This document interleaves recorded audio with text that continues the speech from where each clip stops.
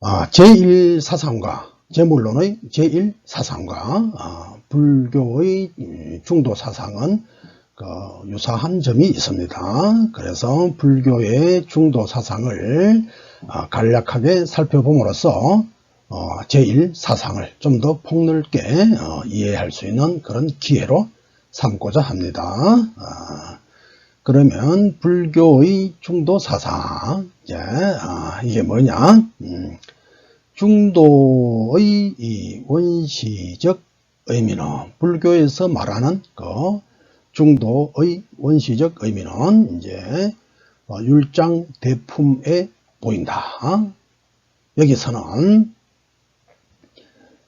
두 변을, 양변을 말이죠. 이쪽과 이쪽, 양변을 떠나라는 고락 중도를 말했는데, 불타가 초전법륜 때, 초전법륜은 뭐냐면 깨닫고 나서 처음 세상을 향해서 법의 수레바퀴, 즉 설법을 베푸는 것, 그것을 초전법륜이라고 합니다. 초전법륜에서 5 비구에게 설했다. 그러면 고락 중도가 뭐냐 하면은, 석가모니가 처음 수행을 할 때는 고행을 했어요. 먹는 거, 자는 거, 모든 것을 통해서 몸을 괴롭게 함으로써, 힘들게 함으로써 도에 도달한다. 그러한 방식. 그것이 그때 당시에 인도에서는 그러한 수행 풍습이 유행했어요. 그래서 석가모니도 그런 수행 방식을 따랐는데, 나중에 지나다 보니까 이게 아닌 게요. 이거 아니다 이게야. 그래서 너무 극단적 고행은 오히려 도통을 하는데, 깨달음을 얻는데 방해 요소가 된다. 이렇게 보았던 것이죠. 그래서 사람들이 주는 우유죽을 먹고 영양을 보충해서 수행에 매진함으로써 마침내 대각을, 큰 깨달음을 이루었죠. 그때 뭐라고 하느냐, 너무 지나치게 고통스럽거나 고행을 지나치게 한다. 또 그렇다고 해서 너무 쾌락에 빠져서 너무 즐겁게 좋은 환경에서 그런 상태에서 수행하는 것, 그거 다 옳지 못하다. 그러니까 지나치게 괴롭지도 않고 지나치게 어떤 쾌락에 접근해가는 그런 방식도 아닌 그 중도, 적절한 지점을 중도라고 한다 이 말이죠. 자, 그러한 의미에서 고락 중도를 말했다 이거죠. 자, 이때 석가모니께서 비유를 하기를, 금운고 줄이 지나치게 느슨하면 소리가 나지 않고, 또 지나치게 팽창하면 끊어진다는 그런 비유를 통해서 고나 낙에 치우치지 않고 수행을 해야 함을 가르쳤다. 자, 이것이 이른바 고락 중도이고, 이것이 중도의 원시적 의미이다. 이렇게 볼 수 있겠죠. 자, 물론 이것은 단순히 그 중간을 의미하는데 머물지 않는다. 그냥 이 양단의 중간, 이런 평면적인 의미의 어떤 그러한 의미의 중도에 머물지 않는다. 저기는 심오한 사상이 들어있다. 불교의 핵심 사상이라고 해도 됩니다. 이 중도라고 하는 것이. 자, 그래서 이것은 단순히 중간을 의미하는데 머물지 않는다. 뭐냐? 불타가, 석가모니가 깨친 것은 연기이다. 연기는 무엇이냐? 이 세상 하나의 사물, 하나의 현상, 이것은 자기 혼자 독자적으로 독립적으로 존재하는 것이 아니고 주변의 여러 상황들에 의해서, 여러 상황들의 뒤엉킴으로 해서 하나의 현상이 또는 하나의 사물이 나타났다가 이 또한 이것을 이루고 있는 여러 요소들이 변형이 되면은, 상황이 바뀌면 또한 이 사건 또는 이 사물은 또한 다른 모습으로 변형된다 이런 말이죠. 그래서 이 세상 모든 것은 영원 불멸의 것은 없다. 자, 이것을 뒷받침해 주는 게 이른바 연기설인데, 자, 봅시다. 불타가 껴친 것은 연기이다. 그러니까 서로 상관관계성 속에서 모든 현상, 모든 사물은 나타나게 된다 이 말이죠. 자, 제법은 즉 모든 존재입니다. 제법은 우선 자, 존재하는 것 같지만, 그래서 여러 가지 원인에 의해서 하나의 어떠한 모습이 나왔다.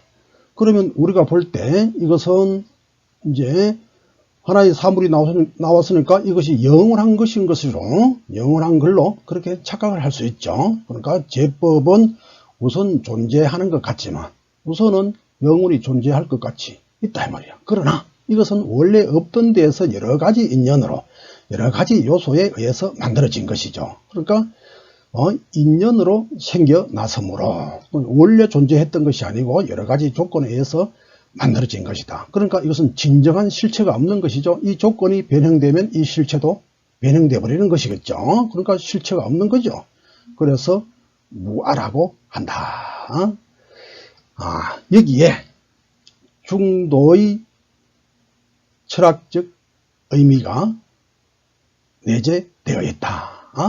이게 뭐냐면은 왜 이 연기를 가지고 또 중도와 연관해서 설명을 하느냐 하면은, 자, 현재 이러한 존재가 있죠.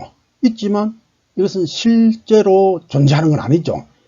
그러니까 이 현재의 이 존재는 있는 것이기도 하면서 또한 없는 데서 여러 가지 조건들이 만들어져서 우선 만들어졌다가 또 나중에 그 조건들이 변형되면 지금 있는 것처럼 여겼던 이것 또한 나중에 소멸되게 되는 것이죠. 그러니까 현재의 이것은 연기에 의해서 와서 잠시 있는 것 같아. 그럼 없는 것은 아니죠. 잠시라도 있는 것 같기는 하니까. 그러니까 있는 것이죠. 그렇지만 이것은 뭡니까? 실체가 없어서 다른 걸로 변형되는 것이죠. 그러니까 없는 것이다 이 말이에요. 그러니까 하나의 존재를 가지고 있다고도 하지 못하고, 그러나 또 지금 또 있으니까 현존은 눈앞에 보이잖아, 그죠? 그러니까 현존하고 있으니까 또 없다고도 못하는 것이라.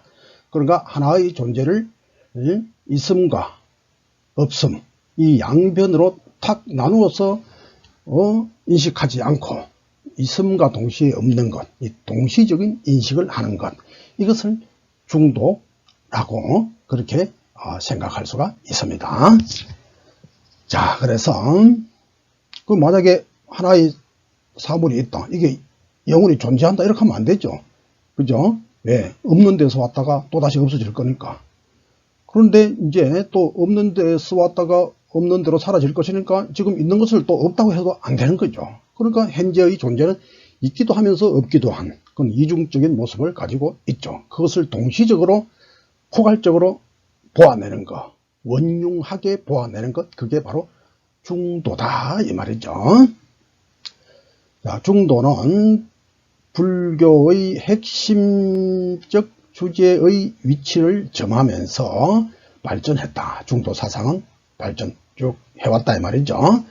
자, 그래서 불멸 후, 석가모니가 인멸한 후 500년이죠. 500년경부터 일기 시작한 대성불교가 대략 기원전 1년 전후에 이제 탄생하게 된 것이죠. 자, 그 중에 대성불교의 초기죠. 초기는 반야부가 대성불교의 주류를 이뤘어요. 여기서는 뭘 하죠? 반야부에서는 공사상을 전개하죠. 자, 그래 반야부 사상의 그 핵심을 담은 우리가 잘 아는 반야심경이라 그랬죠.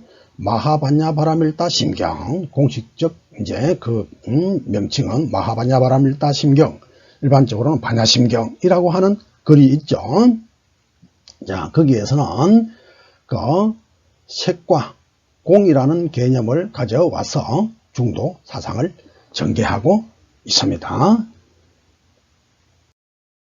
자, 그게 잠시 살펴보면 마하반야바라밀타 심경, 자, 이 속에 어떤 글이 있느냐 하면은 색적 시공, 공적 시색, 이게 너무나 잘 알죠. 너무나 잘 아는 그런 구절인데, 그러나 실제로 저것을 또 이해하기는 참 또 어렵습니다. 참으로 또 쉽지가 않아요. 자, 색적 시공, 공적 시시. 이게 직역을 하면은 색이 곧 공이요. 공이 곧 색이다. 색이면서 색이면서 공이고 공이면서 색인 거라. 모든 존재는. 자, 여기서 공은, 여기서 말하는 이 공은 말이죠. 아무것도 없음이 아니라 존재, 즉 색의, 즉 존재의 자성, 진정한 실체, 그것이 없다는 색성공을 말하는 것이다. 즉 색의 그 자성이 비었다, 실체가 없다 라고 하는, 그러니까 색의 실체가 없는 것을 말하는 것이지 그 아무 상관없는 그 허공의 공을 말하는 것은 아니다 이 말이죠. 색의 자성, 즉 실체가 비었다, 공하다. 색을 두고 한 말이에요. 자, 색의 실체가 공하였다라고 하는 것을 말하는 것이다. 즉 모든 존재의 실체는 공한 것이다. 요 점을 이야기해주는 말이다 이 말이죠. 자, 그래서 존재하는 것은 실체가 없어 공이고, 모든 존재하는 것은 실체가 없죠. 자, 여기 이제 연필이 하나 있습니다.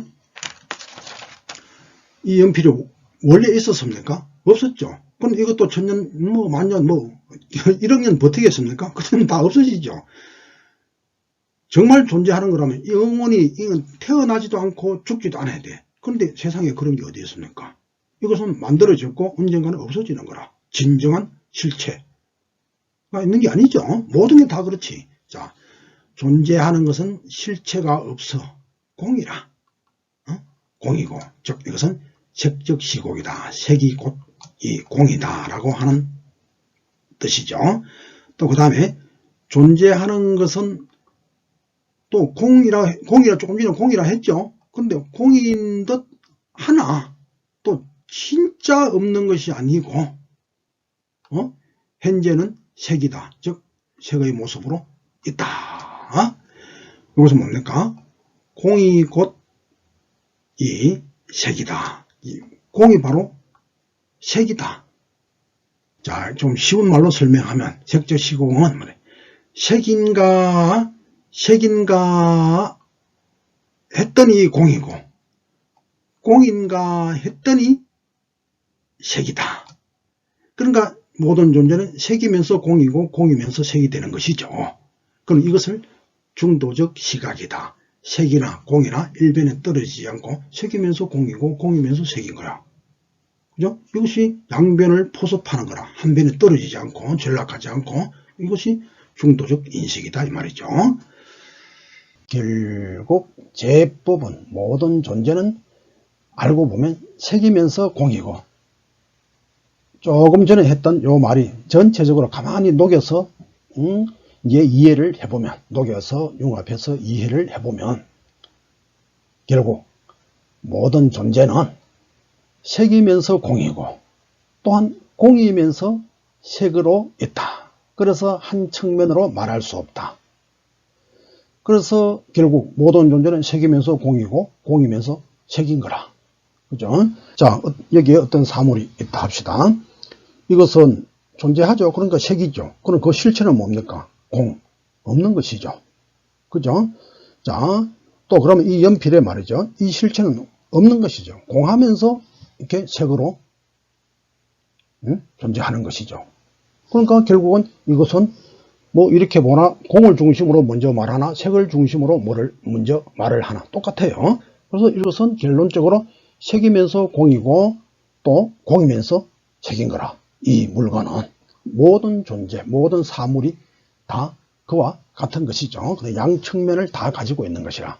이게 일종의 중도라고 볼 수 있겠죠. 모든 존재는 공도 아니고 색도 아닌 것이라. 그러면서 공이기도 하면서 색이기도 한 것이지. 그러니까 공이다 색이다 딱 잘라서 이렇게 이분하여서 그렇게 양변으로 나누어서 볼 수는 없는 것이죠. 이 존재의 실상이 그러한 겁니다. 색이면서 공이고 공이면서 색이고 그러한 것이죠. 자, 색과 공은 하나의 사물에 대한 하나의 사물에 대한 두 종류의 속성을 말한 것 뿐이다. 결론적으로는 하나의 물건이다 말이죠. 그래서 색과 공은 대립하지 않고 동시에 공존하게 되는 것이다. 그러니까 이것은 색이면서도 공이고 공이면서도 색인 것이죠. 그러니까 두 가지 성분이 동시에 공존하게 되는 것이죠. 그래서 이는 색과 공이 서로 대립하지 않고 색이면서 공이고 공이면서 색이다. 이게 원융, 서로 녹아들어서 색이면서 공이고 공이면서 색이야. 그러니까 원융하게 분별되지 않고 서로 혼합이 되어 녹아들어서 이 말이죠. 하나가 된다는 뜻이다. 즉 색이면서 공이고 공이면서 색이라. 응? 더 또 따지고 들어가면 색이 공이고 공이 색인 것이지 두 개가 서로 다른 게 아니다 이거죠. 자, 이것이 이 부분이 참으로 어렵습니다. 이게 참으로 어려워요. 그러니까 이게 제일 그래도 다 어려우면 결국 제법은 색이면서 공이고 공이면서 색이다. 이것만 기억하셔도 됩니다. 그거는 너무 쉽죠. 자, 이 연필이 있죠. 이건 존재하죠. 그렇지만 실체가 없죠. 그러니까 공이죠. 색이면서 공이고 또한 이것은 실체가 없는 것이 모여 있는 것이죠. 즉 공한 것이 이렇게 모여서 색이 된 것이죠.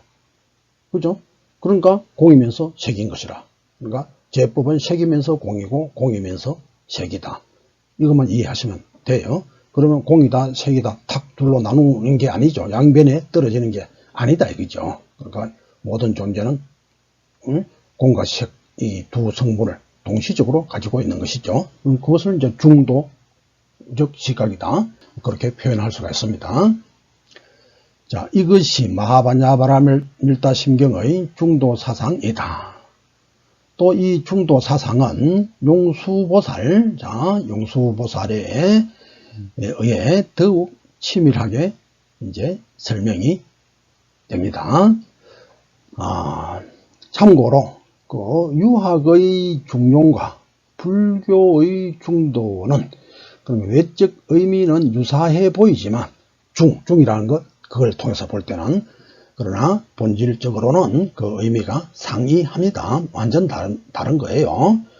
자, 이 유학의 중용은 상황에 맞는 그 윤리의 실천 문제, 그러니까 과불급이 없이 매 상황, 매 시점에 맞는 그 윤리를 실천하게 하는 그와 관련된 문제, 그러니까 윤리의 실천 문제라고 한다면 중도는 인식의 발음을 얻는 지혜의 문제이다. 그러니까 중용은 윤리적 차원의 의미라고 볼 수 있고 중도는 인식의 차원의 문제다. 그렇게 볼 수가 있습니다. 제1사상 또 중도처럼 역시 인식의 문제인 것이죠.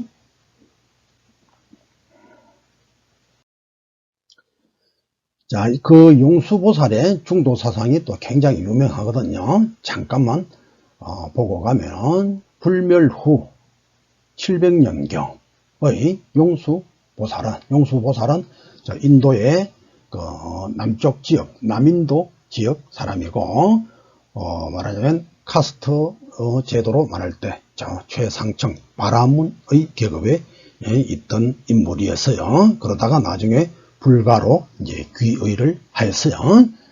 자, 이 대단한 이 대성불교를 발전시키는 데 있어서 대단한 공을 세운 인물이죠.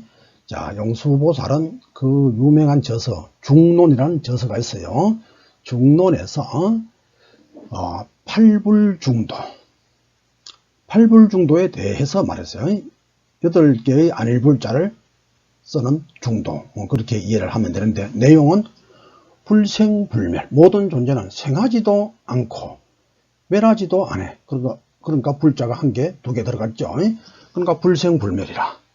그러니까 생했다고도 볼 수 없고 멸했다고도 볼 수 없고 생한다고도 볼 수 없고 멸한다고도 볼 수 없다 이 말이죠. 그러니까 생도 아니고 멸도 아니라 어느 쪽에도 떨어지지 않는 것이죠. 어느 쪽에 치우치지도 않는다 이거죠. 부단 끊어지지도 않고 항상하지도 않는다. 모든 존재는 단멸, 끊어져서 없어져 버리는 거 그것도 아니고 또 항상 상속되어서 영속되는 거 그것도 아니다. 끊어졌다고 보면 또 끊어지는 그런 시견에 걸리는 게 되고 항상 한다, 연속된다고 하면 또 연속된다고 하는 그 상에 또 걸리게 되는 것이죠. 그러니까 생멸도 부정하고 단상도 부정하고 동일하다와 다르다, 같다, 다르다, 이것도 부정해. 모든 것은 같은 것도 아니고 다른 것도 아니다.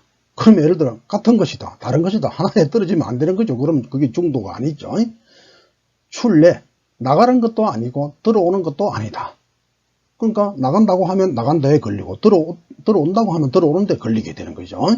자, 그래서 보면 이게 모두 8개의 대립상이죠. 8개의 대립상을 부정한다. 그래서 이것을 팔불중도.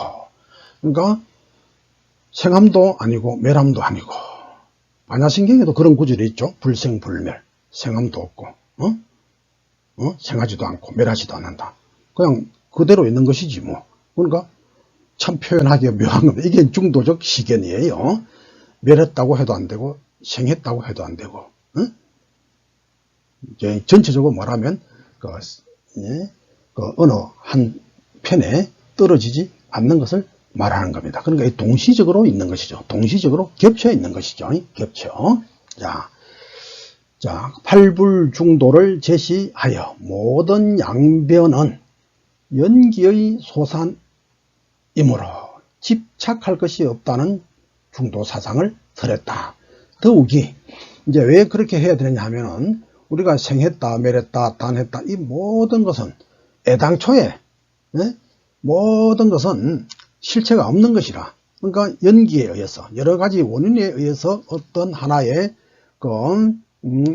현상 또는 사물이 나타나게 되는 것이겠죠. 그러다가 그 여러 가지 조건들이 흩어져 버리면 그 존재는 또 없어져 버리잖아요. 그러니까 이 세상 모든 게 실체가 없는 것이지. 그러니까 이제 그걸 가지고 있다 없다 이렇게 매달릴 것조차 없다는 거라. 생한다, 멸한다, 단한다, 상자 영원하다, 단자는 끊어진다 이 말이죠. 끊어진다, 영원한다, 또 하나다, 다르다, 온다, 날출, 난다, 또 원래자, 난다는 건 나간다는 거죠. 나간다 또는 온다. 이제 상반된 이런 논란 자체를 할 필요가 없다는 거지. 더 근원적으로 말하면. 왜? 모든 것은 연기의 소산이다. 실체가 없는 것이다. 그래서 이거다 저거다에 매어 있을 필요가 없다라는 식의 중도 사상을 설하였다. 이러한 용수의 사상을 중관사상이라고도 합니다. 자, 용수는 제법은 무이면서, 실체가 없죠. 공이다 이 말이죠. 무이면서 또 동시에 가명이라. 가명은 뭡니까? 우선 또 존재하는 것이지. 우선 명상을 가지고 존재하는 거. 그러면 하는데, 자, 모든 제법은 없어, 실체가 없는 것이라. 그러나 우선에는 가짜로라도 존재한다 이 말이에요. 존재하는데, 그런데 이 그 실체는 중도라. 그러니까 없다고도 않고 또 있다고도 않고, 그렇게 보는 것을 중도라고 한다. 그래서 이것을 삼재계를 제시했다. 그러니까 제법은 즉 공이면서 동시에 또 가짜로 존재해. 그래 하기 때문에 제법은 실제로 있는 것도 아니고 없는 것도 아닌 것이죠. 그래서 이것을 중도이다. 그래서 이것을 특히 삼재계라고 이야기를 합니다. 즉 이게 무슨 말이냐. 제법은 실체, 즉 모든 존재는 실체가 없지만 우선은 또 존재하죠. 그러니까 이 실체 없음을 말하는 걸 공이라 하고, 우선은 또 존재하죠. 이걸 가라고 하는데, 이를 동시에 융합하여 보는 것. 그러니까 공으로도 보지 않고 공이라고 거기에 걸리지도 않고, 또 우선에 있는 것, 거기에 걸려서 있다에도 걸리지 않는 것. 그러니까 모든 존재는 이 두 가지를 동시에 포용해. 공이면서 있고, 있으면서 공이고, 이것을 동시에 융합하여 보는 것. 이게 바로 중도의 인식이라고 하는 것이다. 자, 여기 이제, 이건 제가 저는 글씨를 잘 못 쓰는데, 이렇게, 이제, 시각적 효과를 위해서, 이렇게 써봤습니다. 이 글씨 보고 또 잘 썼다, 못 썼다, 그 생각도 낼 필요가 없어요. 그냥 보면 돼. 잘 썼다고 하면 잘 썼다고 하는데 걸리고, 못 썼다고 하면, 못 썼다고 하는데, 그게 또 인식이 또 걸리는 거라. 그럼 보면 되지 뭐. 자, 다시 한번 해석하면, 제법은 모든 존재는 실체가 없지만, 우선은 또 존재하죠. 그러니까 이것은 실체가 없지만, 이것은 이제 공을 말하는 것이고, 우선은 존재한다. 이것은 이제 가라고 하고, 이를 동시에 융합하여 보는 것. 이것을 중이라고 한다. 그래서 이 용수보살의 사상에서는, 중간 사상에서는 공가, 중, 이게 이제 굉장히 이제 의미를 가지는 것이죠. 자, 이 양자를 공과 가를, 그러니까 공과 유 있는 것을 동시에 융합하여 보는 것이 중도의 인식이다. 그렇게 말할 수가 있습니다. 그런데 이제 이 용수보살의 이러한 사상은 천태지자, 천태대사에 의해서 아주 또 많이 발전이 됐죠. 수나라대, 당나라 앞에 수나라가 있었잖아요. 수대에 와서 탄생한 천태학에서는 제법실상을 말하면서 공과 중의 삼재설을 세웠어요. 자, 이는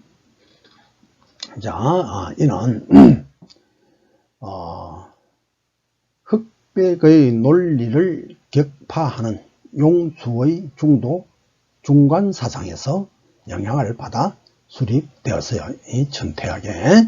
자, 이 천태지자는 진재인 공, 진실한 진리인 법인, 진실한 법인 공, 또 속의 법인 가, 비공비유, 공한 것도 아니고 있는 것도 아니라고 하는 진리인 중이라고 하는 삼재를 세웠어요. 자, 천태지자는 결국 또 그 진을 의미하는 참 진실의 세계를 의미하는 공, 이 속세의 이 현상 세계의 이치를 말하는 가라는 말을 만들고, 또 비공비유, 공도 아니고 있는 것도 아니라고 하는 그 중이라는 삼재를 세웠습니다. 자, 그리고 또 원교 사문을 세워 중도의 이치를 더 자세히 밝혔습니다. 자, 원교 사교 사문은 뭐냐 하면은, 자, 공, 유, 그러니까 여기 이제 한 개, 모든 존재는 공이면서 또한 유, 있는 것이다. 그러니까 공, 유, 한 개, 두 개 있죠. 비공, 비유, 역공, 역유, 이렇게 해서 네 개가 되죠. 공유는 하나의 이제 전제 조건이고, 여기는 이제 부정의 의미로 말하고, 여기는 긍정의 의미로 말하죠. 그럼 공도 아니고 모든 존재는 있는 것도 아니다. 또 동시에 모든 존재는 긍정적으로 공이기도 하고 또한 있는 것이기도 하다. 그렇게 이 사문을 세워 공과 유가 원융하다는 중도 사상을 전개하였다. 원융하다고 하는 것은 존재는 무이면서 유요, 유이면서 무다. 즉 색적 시공이고 공적 시색하다. 색이면서 공이고 공이면서 색이다. 모든 존재는. 그럼 이러한 이거면서 이것인 것, 동시적으로 가지고 있는 것, 그것을 걸림없는 원융함이라 그렇게 표현을 합니다. 자, 원융하다. 그러니까 공과 유는 이렇게 함께 있는 거라. 모든 존재는 무이면서 유요, 유이면서 무라. 저 반야신경 언어로 말한다면 색이면서 공이고 공이면서 색인 것이다. 모든 존재는. 이러한 것을 원융이라 그래요. 이렇게 하면서 이렇게 하는 거 동시적으로 포함되어 있는 거 의미가. 자, 원융하다는 중도 사상을 전개하였다. 자, 이제 이렇게 보면 이제 우리 제물론의 뭐 시와 비, 피와 차, 뭐 이거에 대해서도 우리가 어떻게 인식해야 된다는 거 답이 좀 나오겠죠. 그러니까 탁 구분해서 잘라서 나누어 오는 것 적어도 그것은 하지 않는 것은 공통점이에요. 이에 대해서 뒤에 좀 자세히 말씀드리겠습니다. 자, 그래서 천태종을 개창한 천태지자는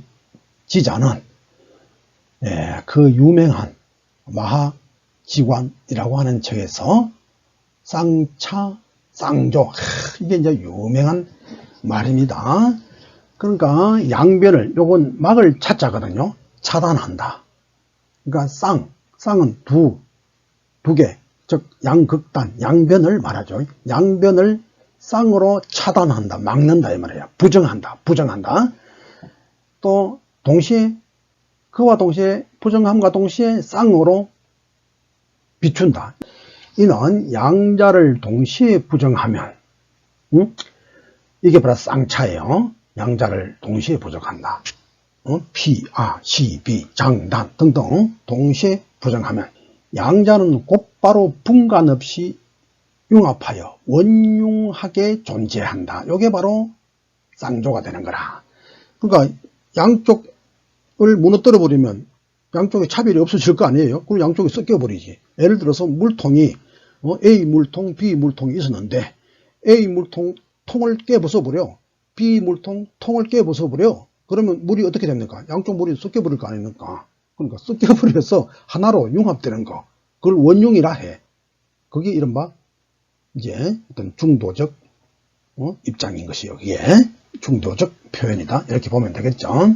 자, 이러한 뜻으로 중도설을 표현한 것이다. 그러니까 결국 쌍차 쌍조는 중도설을 표현한 말이다.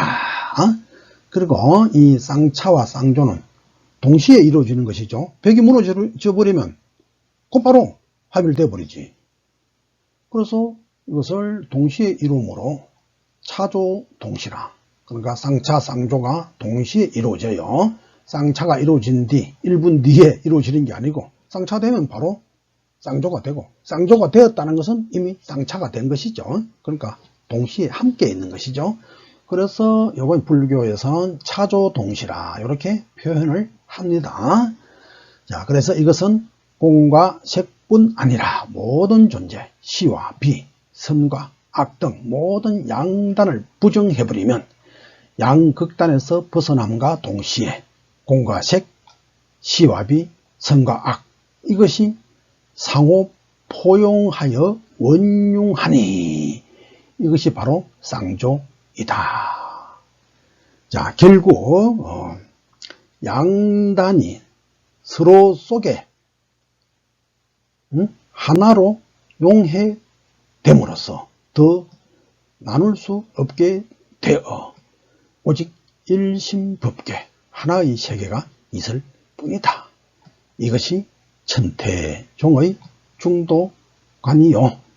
뭐 더 크게 말하면 불교의 중도관이다. 그렇게 말할 수가 있습니다. 그러니까 이제 불교의 이제 중도관에 대해서 쭉 살펴보았죠. 이제 제일 끝에 천태종에서 쌍차 쌍조 이것은 굉장히 제물론의 제1사상을 설명하는데 아주 용이하게 이제 활용을 할 수 있어요. 이제 아래에서 봅니다.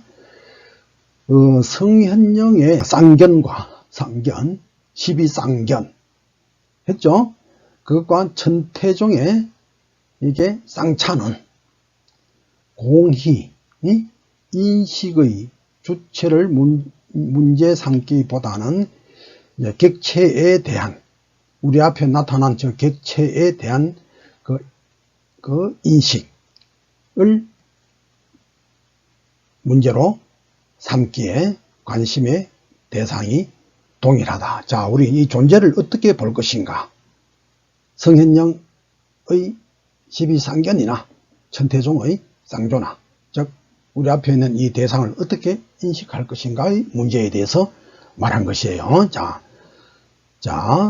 쌍차와 다음에 쌍견에서는 이 같은 말이에요. 따지고 보면. 쌍으로 차, 즉 쌍으로 둘 다 부정한다 이 말이죠. 쌍견, 이것도 마찬가지죠. 둘 다 모두 부정한다는 말이거든. 글자만 다르지 뜻은 똑같아요. 그러니까 제가 이렇게 가지고 와서 이렇게 지금 설명을 하는 거예요.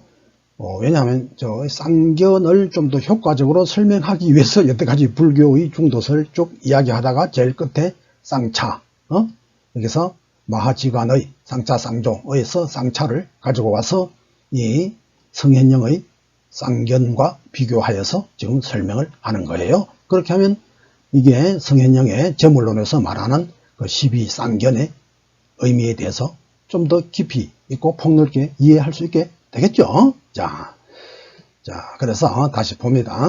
쌍차와 쌍견에서는 공이 시와 비 등의 모든 대립을 쌍으로 부린다. 즉 부정한다 말이야. 그렇게 하면 양자는 자연히 하나로 귀착된다고 한다. 둘 다 서로 상반된 걸 동시에 버려버린다 이 말이야. 그렇게 함으로써 중도의 인식, 즉 이제 장자로 말하면 제1의 인식, 불교로 말하면 중도의 인식, 제1인식이나 중도의 인식이나 흡사해요. 흡사합니다. 자, 이 두 측면에서 쌍차와 쌍견은 이론 구조가 동일하다. 즉 객체에 대한 인식 문제, 그 다음에 또 뭡니까? 공히 모든 대립상을 모두 부정해버림으로써 양자가 하나로 귀착된다라고 하는 것. 요 점에 있어서 쌍차와 쌍견은 이론 구조가 동일하다. 자, 그러면 그 쌍차와 쌍견의 관계는 자, 아까 위에서 쌍차하면 곧바로 쌍조한다 그랬죠. 그러니까 쌍차, 쌍조라고 했잖아요. 여기 제일 위에서. 자, 그 다음에 그런 논리로 본다면 쌍견하면 성현형의 12쌍견, 쌍견하면 곧 제1에 이른다. 즉 불교에서 쌍차, 쌍조 하듯이 제물론에서는 쌍견 제1, 이러한 사자성어를 만들 수가 있다 이 말이죠. 그럼 이거 제1 저 어떻게 하지? 저게 도대체 무슨 말이야? 이 참 우리가 딜레마에 애매모호하게 그렇게 있었죠. 그러니까 이렇게 이해해 보는 거라. 그러니까 쌍차, 쌍조와 비교해서 이해를 하면 많은 힌트를 얻을 수 있다 이 말이죠. 그러니까 쌍견 하면 제1 한다. 즉 불교에서 쌍차 하면 쌍조 하듯이, 쌍조는 뭡니까? 서로 다른 양자는 곧바로 분간 없이 융합하여 원융하게 하나로 되어서 구분 없이 하나로 된다. 제1 하게 된다 이 말이죠. 그러니까 여기 뭡니까? 이제 쌍차, 쌍조의 논리로 말한다면 전물론에서는 이렇게 말할 수 있다. 즉 쌍견 제1. 즉 우리 앞에서 또 설명했죠. 긴 것은 긴 게 아니다. 짧은 건 짧은 게 아니다. 탁 부정해버리니까 뭡니까? 두 개 값이 똑같은 거지. 조삼모사나 모사조삼이나 다 7개 했잖아. 서로 상반된 대립상이 따지고 보면 답은 하나인 거다. 그러니까 제1이지. 자, 쌍견 제1이란 논리가 성립된다. 요 말이 묘하죠. 자, 이제 이것을 가지고 이해를 하면 장자, 특히 제물론, 특히 제1 사상이 잘 이해가 될 것이다. 그거 이제 저는 그렇게 봅니다. 그러니까 쌍차하면 절로 쌍조가 되듯이 하나로 보이듯이 서로 극단에 다른 것이 하나로 묶여서 보인다. 그렇듯이 쌍견하면 쌍으로 버려버리면 서로 다른 것이 제일 하나가 돼버린다. 그런 논리가 비슷하죠. 그죠? 자, 결국 이것의 이 쌍차 쌍조나 쌍견 제1이나 이것은 모두 대립자가 하나가 된다는 거. 이것은 공통점이다. 자, 이것은 천태의 쌍조와 재물론의 제1이 공유하는 바이다. 뭐 대립자가 하나가 된다는 거. 자, 그러나 양자에는 약간의 차이점이 있긴 합니다. 뒤에서 보겠습니다. 자, 여기서 보면 자, 쌍차와 제1의 차이점. 크게 볼 때는 같습니다. 논리 구조는 똑같아요. 그러나 내용적으로 약간의 구분은 있기는 합니다. 자, 쌍조는 양단의 무실체성, 양단의 실체가 없다는 공사상을 기반으로 하고 있습니다. 그 이론적 근거는 공. 그러니까 아가 있고 피가 있다. 그럼 이거는 뭡니까? 왜 이것을 하나로 녹여서 봐야 되느냐? 아라고 하지만 진정한 아도 없고 피라고 하지만 진정한 피도 없는 거라. 그럼 흑개비끼리 왜 대립을 하느냐 이게야. 모든 존재는 실체가 없는 것이라. 자, 그래서 쌍조는 양단의 무실체성, 즉 공사상을 근거로 한다면 그것을 밑에 베이스에 깔고 있는 겁니다. 장자의 제1에서는 사유를 통하여 내린 양단의 갑이 상대적임에서 근거한 것이다. 자, 즉 뭐냐면 우리가 길다 짧다고 한 것은 다 상대적인 갑이기 때문에, 즉 상대성에 근거하기 때문에 그것은 진실이 아니다. 그 이야기 하는 거예요. 즉 다시 말하자면 쌍조의 철학적 근거는 공사상에 있고 제1의 철학사상의 그 근거는, 철학적 근거는 뭐냐? 우리가 대립적 인식을 하는 것은 즉 그것은 상대적으로 보기 때문에 길다 짧다 이건 진짜 긴 게 아니고 상대적으로 봤을 때 뭐보다 길다 짧다 이건 진짜 짧은 게 아니고 상대적으로 봤을 때 뭐보다 짧다 이렇게 해서 내린 답에 불과하단 말이에요. 그럼 모든 건 각자대로 존재해. 긴 것도 아니고 짧은 것도 아니죠. 그럼 사람이 부질없이 분별 의식을 내서 이거는 뭐보다 길다 이거는 뭐보다 짧다 이렇게 허상을 만들어내는 것이죠. 자, 그래서 중요한 것은 불교는 어디까지나 공사상, 모든 것의 진정한 실체는 없는 것이기 때문에 양단의 분별 그 자체도 무의미한 것이죠. 자, 그런 공사상의 바탕에 둔 것이라면 제1사상은 양단의 갑이 상대적인 것이다 라는 거기에 그게 이제 근거가 있는 거예요. 요 첫째, 요게 첫 번째예요. 자, 그래서 봅시다. 양단의 갑이 상대적이면서 근거한다. 상대적이어서 진실하지 않기에 양단의 대립은 부정되고 이로써 인간이 정한 양단의 갑이 동등해진다.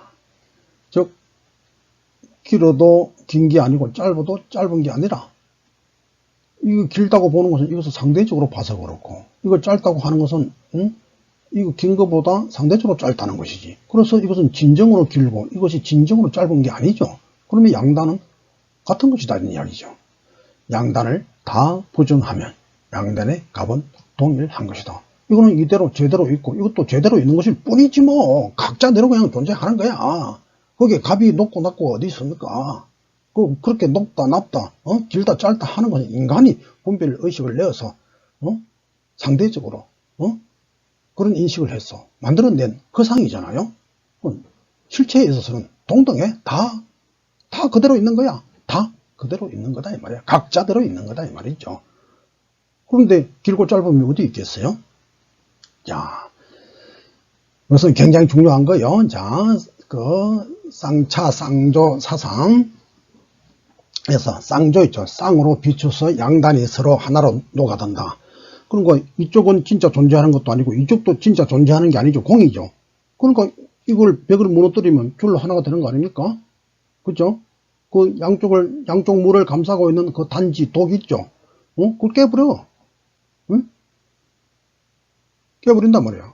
왜? 그 단지 그게 쉽게 말하자면 있는 것처럼 환상을 주는 것이죠. 그런데 그 단지라고 하는 것도 실제 하는 게 아니야. 그것도 나중에 없어지는 거잖아. 그 단지가 영원한 겁니까? 없어지잖아요. 원래 있었습니까? 원래 또 없었잖아요.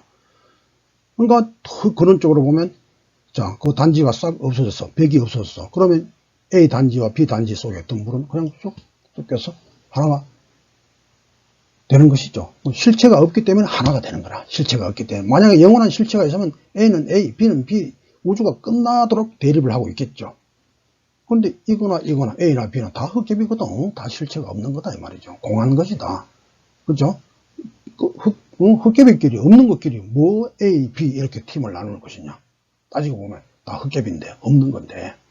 그래서 공사상, 쌍차 쌍조할 때 쌍조는 공사상을 바탕으로 두고 제1은 양단의 값이 상대적이다 라고 하는데 그게 이제 근거를 두고 성립이 되는 거예요. 자, 두 번째 쌍조는 둘이면서 하나다. 2, 1이다. 이거 성리학에서 이런 논리를 잘 써요. 자, 둘이면서 하나다. 의 논리처럼 양자가 둘이면서 하나로 융합하여 원융해진다는 뜻이다. 양자가 둘이면서 하나, 둘이면서 동시에 하나다. 예를 들어서 뭐 성리학에서는 리와 기는 둘이라. 그렇지만 존재의 현실에 있어서는 결국 하나로 붙어 있어야만 존재가 형성이 된다는 것이죠. 자, 모든 것은 자, 둘이면서 하나다. 둘인데 둘이 서로 융합해서 하나가 되어서 원융해진다는 뜻이다. 그래서 양단이 원융하여 색 속에 공이 있고 공 속에 색이 있어 양단이 하나가 되는 것이다. 서로 포함해서 색 속에 공이 있고 공 속에 색이 있어 서로 구분이 없죠. 양벽이 무너져 버리니까 섞여 버렸잖아요. 자, 제1은 이제 이 양단이 그대로 있으면서 관찰자가 사유를, 즉 분별적, 상대적 사유를 통하여 규정한 양단의 값을 평등하게 하나로 인식한다는 의미이다. 그러니까 쌍조는 둘이 서로 실제로 하나가 된다는 그런 의미고, 실제로 제1은 실제로 둘이 서로 다른 게 긴 게 짧은 게 이렇게 뭐 같이 되어버린다 이게 아니고 우리 인식의 차원에서 관찰자가 사유를 통하여 규정한 길다 짧다 라고 하는 양단의 값을 평등하게 하나로 인식한다. 왜? 어차피 상대적으로 나온 것이기 때문에 실제가 아닌 것이죠. 그래서 긴 걸 길다고 보지 않고 짧은 걸 짧다고 보지 않아. 그래서 뭡니까? 양자는 평등하다. 그래서 여기는 조삼모사와 조사모삼의 두 상반된 그 유형, 패턴이 가진 값은 공이 7개인 것이다. 그러니까 뭔가 서로 상반된 양단이 값은 하나다.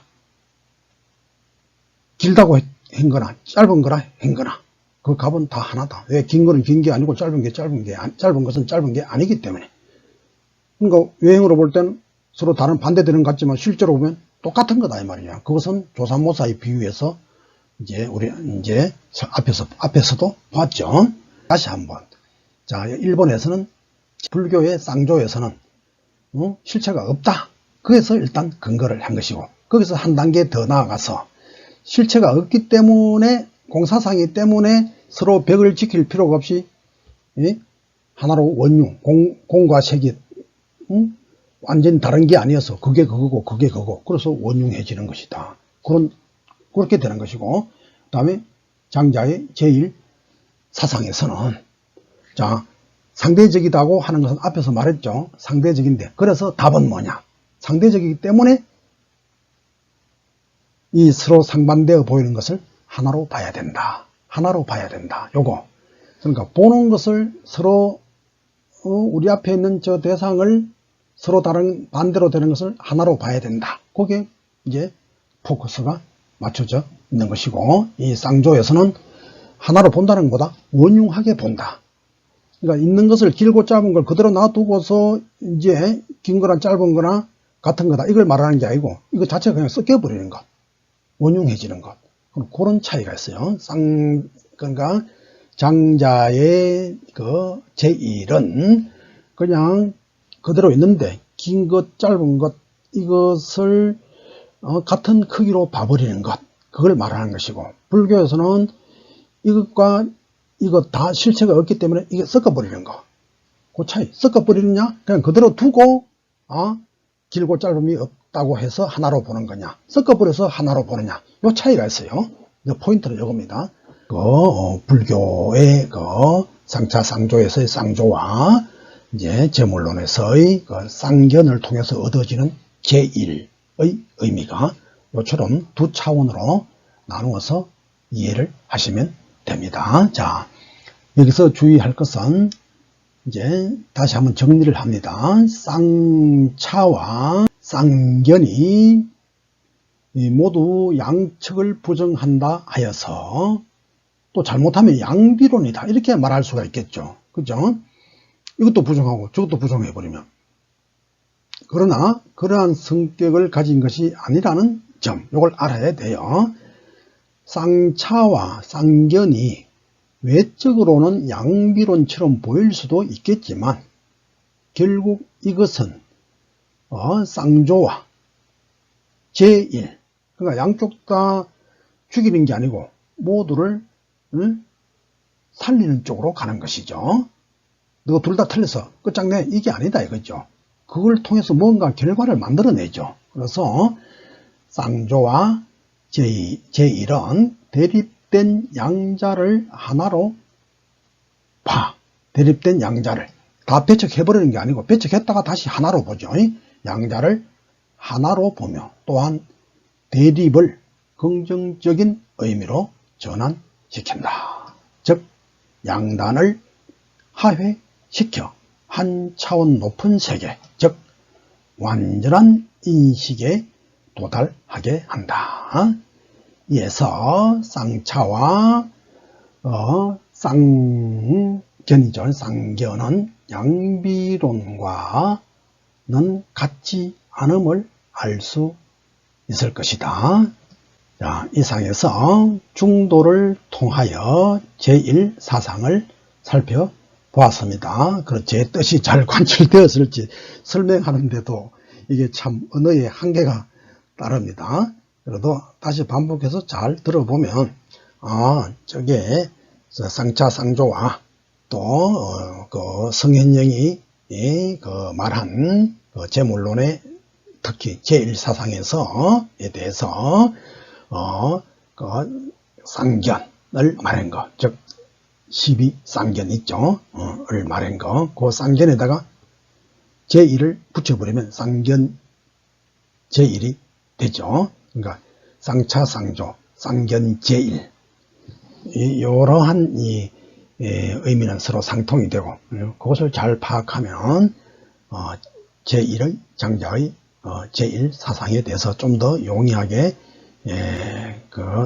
이해를 할 수 있지 않을까, 그런 생각이 듭니다.